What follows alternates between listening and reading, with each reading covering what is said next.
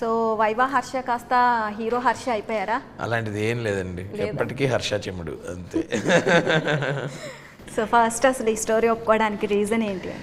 So నాకు ఇనీషియల్గా అయితే ఏమీ అసలు అంటే ఇట్లా లీడ్ కింద చేయాలి ఆ ప్లాన్స్ ఏం లేవు. ఒకటి ఏంటంటే ఆర్గానిక్గా జరిగిందని ఒక సగం నమ్మకం.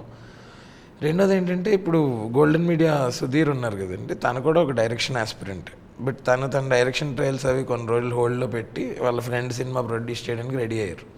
సో అక్కడే ఎంత నమ్మకం ఉంది ఆ స్క్రిప్ట్ మీద అనేది ఫస్ట్ అక్కడ అర్థమైంది. తర్వాత విన్నాక అసలు నిజంగా అంటే విన్న తర్వాత ఇంక సీన్ రివర్స్ అనమాట. తను పట్టేసుకుని ఇంకెవరికి చెప్పలేదు కదా నువ్వు, దయచేసి ఎవరికి చెప్పక నేనే చేస్తాను నేను. అప్పుడు దాకా డౌట్, అప్పుడు దాకా ఏంటంటే సరే మనం ఏం చేస్తాం అన్నట్టు ఉండేది. But story is so beautiful that I did not want to miss it అనమాట అట్ ఎనీ కాస్ట్ అసలు. సో విన్న తర్వాత ఇంకా ఫ్లాట్ అట్లా. ఓకే, ఫస్ట్ హర్ష గారే అనుకున్నారా స్టోరీ అనుకున్నప్పుడు? ఫస్ట్ నుండి కూడా హర్ష గారి కోసం రాసుకున్న కథనే ఇది. ఫస్ట్ నుండి కూడా ఎందుకు హర్ష గారే మైండ్లోకి వచ్చారు ఫస్ట్? హర్ష గారే ఎందుకు వచ్చారంటే అదే అండి, మేము 5-6 years నుంచి నాకు తెలుసండి హర్ష చాలా ఆయన స్ట్రెంగ్త్ ఏంటో నాకు బాగా తెలుసు. సో ఇందులో కామెడీ ప్లస్ డ్రామా రెండు ఉన్నాయి.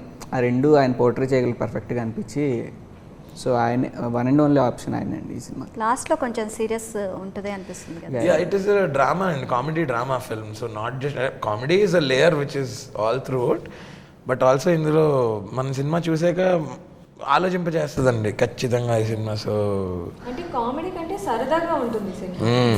పెద్ద మనల్ని కూర్చోబెట్టేసి ఏవో బోల్డ్ కాన్సెప్ట్స్ ఎక్స్ప్లెయిన్ చేసి అట్లా ఉండదు. సరదాగా వెళ్తూ ఉంటుంది సినిమా. But there is a lot, అంటే మనతో పాటు తీసుకెళ్తాం చూసారా ఇంటికి, మనం ఆలోచిస్తూ వెళ్తాం కదా థియేటర్ నుంచి వెళ్ళినప్పుడు, అలా తీసుకెళ్ళడానికి చాలా ఉంటుంది.